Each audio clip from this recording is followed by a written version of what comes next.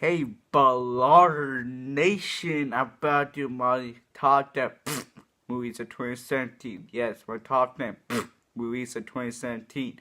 That means I'll do my review on, do my list for top 10 worst movies of 2017. And I'm going to start off the list with American Assassin.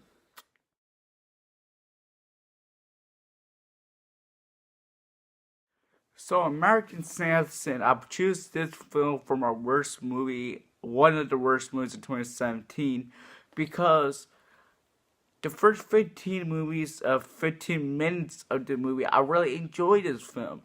After that, it kind of got really bland and cheesy with not very good action sequences in the film. And Michael Keaton and Dylan O'Reilly did a great job in it. I didn't really like the storyline plot of this film. It didn't work for me. It didn't click. And the action scenes were just okay for for action movie. So if number 9 spot comes Bye Bye Man.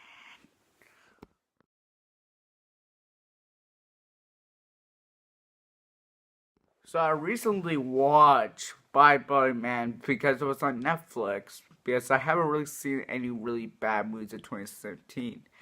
And I watched this film and I'm thinking to myself, how are these characters in this film so stupid and there's terrible action scenes or scary moments in this film and it's annoying. I don't care about the characters. They're unlikable. I don't even give a shit about the Bye Bye Man because he's not scary at all. It just really cheap.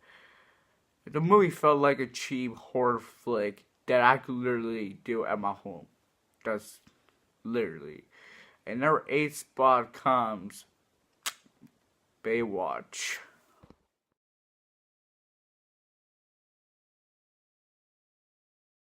So Baywatch comes in number 8. I'm gonna say one thing. The first half of this film was really good and intense and it was fun. And then the second half comes and the plot sinks and just makes a mess. The movie doesn't know what it was doing. It was doing some really weird action scenes. The CGI didn't look good in this film.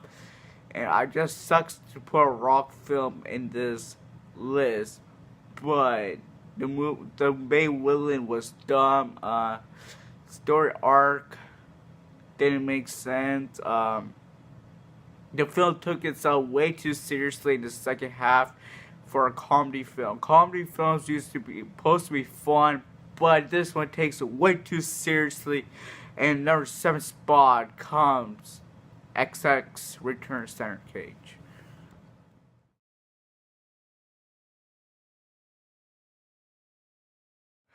So Triple X Return Center Cage comes at 7 because when Diesel looks like he's smoking some weed.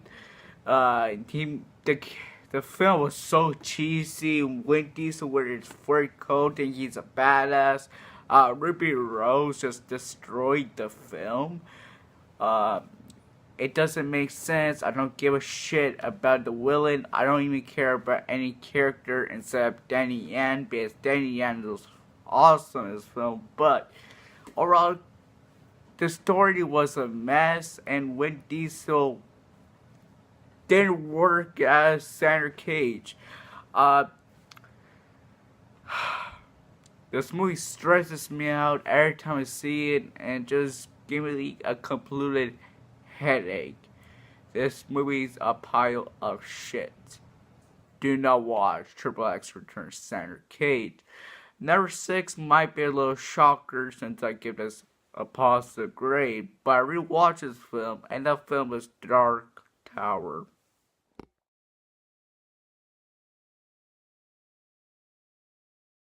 So the first time I watched The Dark Tower, I had a blast. But the second time I watched it, I just started realizing this movie isn't good. It felt really choppy. Matthew McConaughey's messed up accent. He felt cheap, out of place as the big villain, and this film was too short. And I started reading the books, and I started understanding the plot more at the Dark Tower. Before I watched the Dark Tower, I didn't know jack shit about it. I never read the books, and this I read like some of the books, and then start understanding why this film was just not good film. The film was too short. It didn't really feel like a movie. It felt like last episode of a TV show where there's the big bad and Ars Elba just beats them.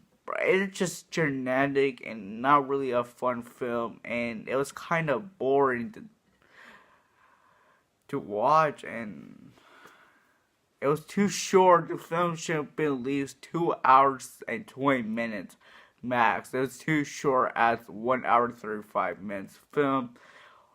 Hopefully they do make it as a TV show because it will be much, much better as a TV show versus being an actual film to the theater. Number 6 spot number 5? Oh, number 5 spot comes Daddy's Home 2.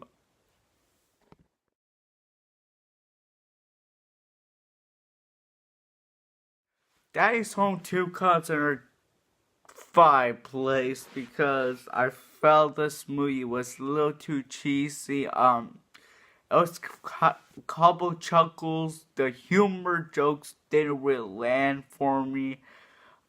I really didn't like laugh during this film too much, other than Will Ferrell and Mark Wahlberg were fine in this film. Mel Gibson felt out of place. He didn't know what he was doing in this film, and it was just a generic disaster of a film.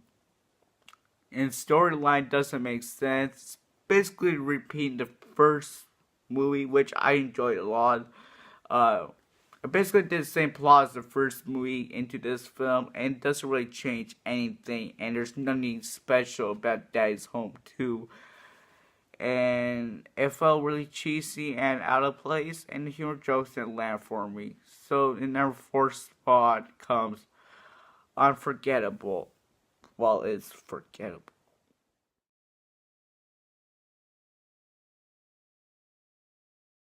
So Unforgettable comes in number 4. For some reason, I decided to watch this film in the airplane, and I actually wanted the plane to crash because this movie was so painful, because it was just like another like jealousy spotlight. Oh, you still making believe? I don't care about this film. This film is forgettable. I don't remember the plotline too much, and I actually didn't like this film because nothing happens. Nothing actually happens in this film. It made me angry and derisive, and I have a terrible flight because of this movie. This movie is so forgettable, and it's not really a. Because some movies are so bad they're good. This movie is just painful to watch. And we've seen this stuff before. Every year has some form of jealousy plot. Please stop making these movies. And number 3 spot comes The Circle.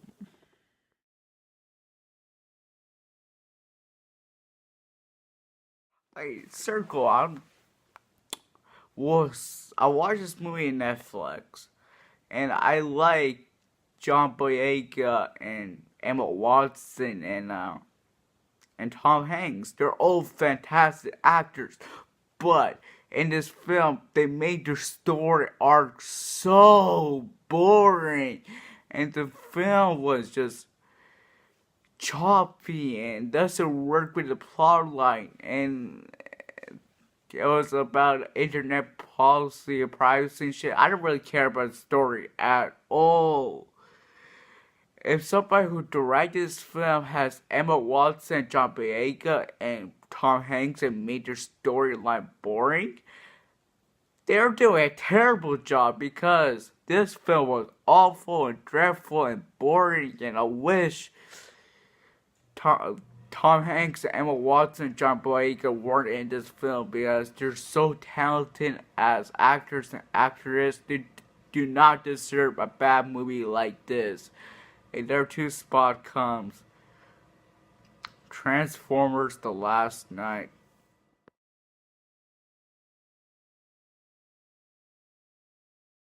Michael Bay, he done it again.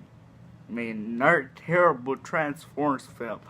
Hopefully this will be the last one because the film was just bad. It was terrible. It's like Michael Bay took atomic shit and that concluded, and that was this movie. It was just a terrible, terrible movie. It was so long and boring and stupid humor jokes and dogs humping. God damn, the film was not good.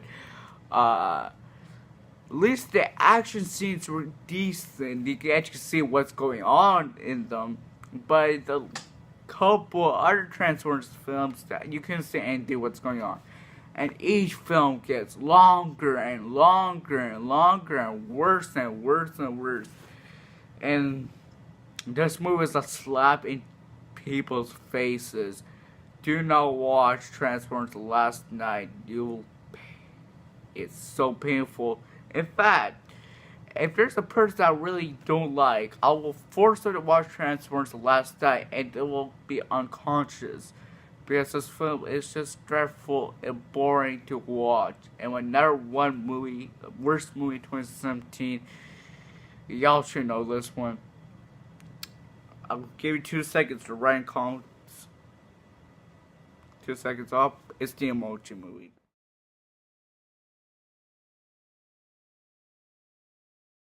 Alright, the Emoji Movie. Where do we start here? T.J. Miller is playing as Matt. The movie was the Poop Emoji. That's pretty much the film is Poop Emoji and stupid emojis and just a rip off a Wreck-It Ralph, which was a good movie. They just rip it off and that's just disrespectful. Factor's daughter plays Poop. That's just disrespectful.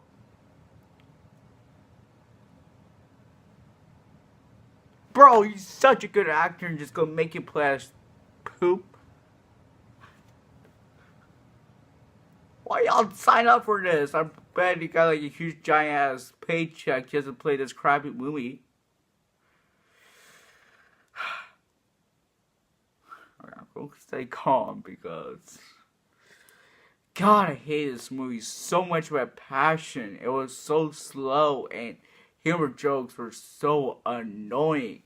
By the trailers, I thought this film was gonna be so bad it was good. No, this movie is just painful to watch, and there was kids literally sleeping watching this film, and this is made for kids, and they're sleeping during the film.